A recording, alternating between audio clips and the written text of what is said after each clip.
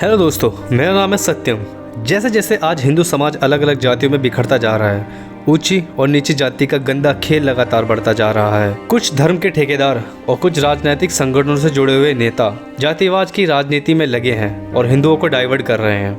2011 की जनगणना के मुताबिक भारत में 20 करोड़ से ज्यादा लोग दलित समुदाय से बिलोंग करते हैं, जिसमें से एक इम्पोर्टेंट जाति चमार भी है। आज चाहे चमार शब्द का यूज किसी को नीचा दिखाने के लिए होता है, लेकिन असल में चमार पहले क्षत्रिय होते थे। चमारों का एक शानदार इतिहास रहा है।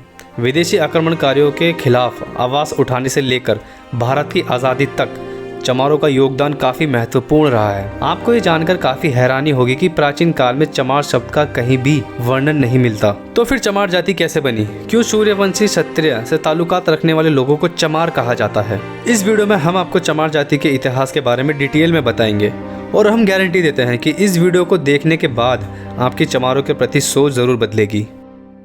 हिंदू धर्म के मुताबिक ये दुनिया ब्रह्मा जी ने बनाई है और हर इंसान को उन्हीं के द्वारा बनाया गया है। भगवान ने सबको एक ही सम्मान बनाया था, लेकिन टाइम के साथ इंसान खुद जातिवाद और पंथवाद में पड़ता गया, वरना धर्म और जाति के नाम पर कभी भी भारत में कोई भेदभाव नहीं होता था। लोगों को पहले भारत में व्यवस्था के हिसाब से बांटा जाता था, जाति या धर्म देखकर नहीं। जैसे आज डॉक्टर, इंजीनियर, टीचर होते हैं, वैसे ही पुराने समय में भी लोगों की पहचान उनके काम के बेस पर ही होती थी। जैसे ब्राह्मण, कश्यप, वैश्य, शूद्र, ये नाम भी उनके कर्म के आधार पर ही दिए गए थे। महाभारत और रामायण के समय भी इंसानों का बंटवारा जाति से नहीं होता था, बल्कि देव, दानव, राक्षस, किन्नर और गंधर्व के नाम पर जाति तय होती थी, जो कि आज के समय से बिल्कुल अलग है। चमार जाति का कहीं भी प्राचीन ग्रंथों में मेंशन नहीं मिलता। 16वीं सेंचुरी में सिकंदर लोदी ने पहली बार चमार शब्द का यूज किया था। उस टाइम तुर्की और अफगानिस्तान के आक्रमणकारी भारत में प्रवेश कर रहे थे। पश्चिम बंगाल में एक चर्मकार वंश का राज्य हुआ करता था, जो सूर्यवंशी और क्षत्रिय थे। गौतम बुद्ध, चंद्रगुप्त मौर्य, अशोक सम्राट भी इसी वंश से ताल्लुकात रखते थे। राजा चवर सेना के शासन में चर्मकार वंश काफी पावरफुल हो गया था। संत रविदास जी भी इसी वंश के थे। चित्तौड़ के राजा राणा सांगा और उनकी पत्नी झाली रानी संत रविदास जी के भक्त थे। उन्होंने रविदास जी को चित्तौड़ में राजगुरु बनने के लिए अनुरोध किया और कहा कि वो चित्तौड़ में आए। रविदास जी ने राजा का ये प्रस्ताव मान लिया और चित्तौड़ में रहने लगे। रविदास जी के व्याख्यान और शिक्षा ने लोगों को डीपली प्रभावित कर दिया। इस वजह से सिकंदर लोदी, जो उस समय दिल्ली पर राज कर रहा था, सिकंदर को जब रविदास जी के बारे में पता चला तो सिकंदर को डर लगने लगा कि कहीं लोग इस्लाम धर्म को छोड़कर हिंदू धर्म ना अपनाने लगे। इसलिए उसने अपने आदमी मुल्ला सदना फकीर को चित्तौड़ भेजा और बोला कि रविदास जी को इस्लाम धर्म स्वीकार करने के लिए बोले। जब सदना फकीर चित्तौड़ पहुंचा और रविदास जी से मिला तो रविदास जी ने सदना फकीर को शास्त्रार्थ के लिए चैलेंज कर दिया और बोला कि अगर सदना फकीर जीत जाता है तो रविदास जी इस्लाम अपना लेंगे, पर अगर रविदास जी जीत गए तो सदना फकीर को हिंदू धर्म स्वीकार करना पड़ेगा। दोनों के बीच जबरदस्त तर्क वितर्क हुए और आखिर में रविदास जी जीत गए। सदना फकीर रविदास जी से इतना ज़्यादा प्रभावित हो गया कि उसने हिंदू धर्म अपना लिया और अपना नाम रामदास रख लिया। उसके बाद रामदास और रविदास जी मिलकर हिंदू धर्म का प्रचार करने लगे। रविदास जी सभी जातियों को एक समान मानते थे और बराबरी का संदेश देते थे। जब सिकंदर लोदी को पता चला कि सदना फकीर ने हिंदू धर्म अपना लिया है तो सिकंदर लोदी बहुत ही गुस्से में आ गया और उसने रविदास जी को बंदी बनाने के आदेश दे दिए।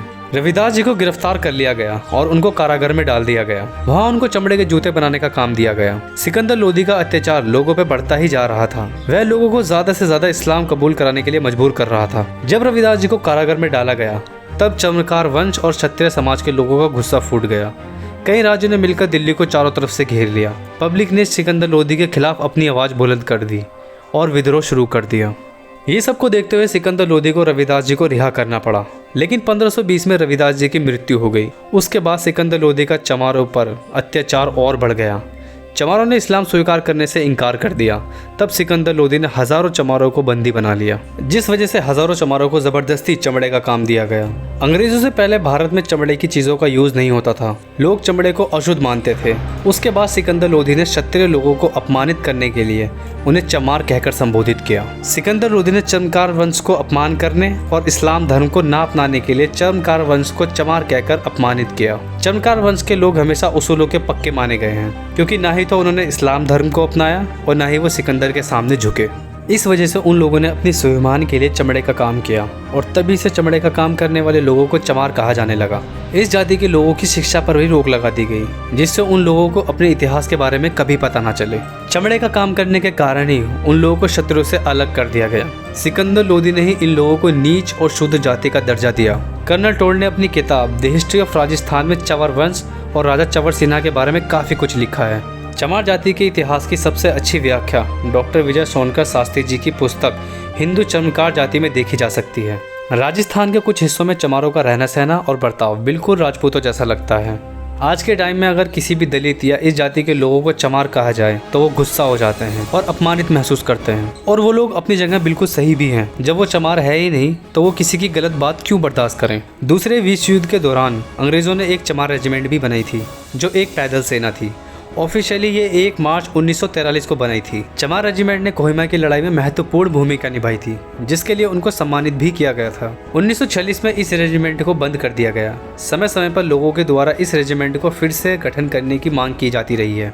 बाबा साहेब अम्बेडकर ने अपना पूरा जीवन दलित और पिछड़े जाति के लोगों को समाज में बराबरी का दर्जा दिलाने के लिए समर्पित कर दिया। जरा सोचकर देखिए, अगर चमकार वंश के इन शत्रुओं ने इस्लाम आक्रमणकारियों के खिलाफ अगर अपनी आवाज़ नहीं उठाई होती और इस्लाम को कबूल कर लिया होता तो आज भारत में मुसलमानों की संख्या 50 करोड़ से भी ज़्यादा होती। हिंदू धर्म और समाज की रक्षा में चमार जाति का योगदान कभी भुलाया नहीं जा सकता। आज जो कुछ भी मैंने इस वीडियो में आपको बताया है, क्या आप लोगों को ये सब कुछ पहले से पता था या नहीं? कमेंट करके ज़रूर बताएं। अगर आपको इस वीडियो से कुछ भी सीखने को नया मिला है तो एक लाइक तो बनता है। तो मैं मिलता हूँ आपसे नेक्स्ट वीडियो में, तब तक के लिए स्टे क्यूरियस।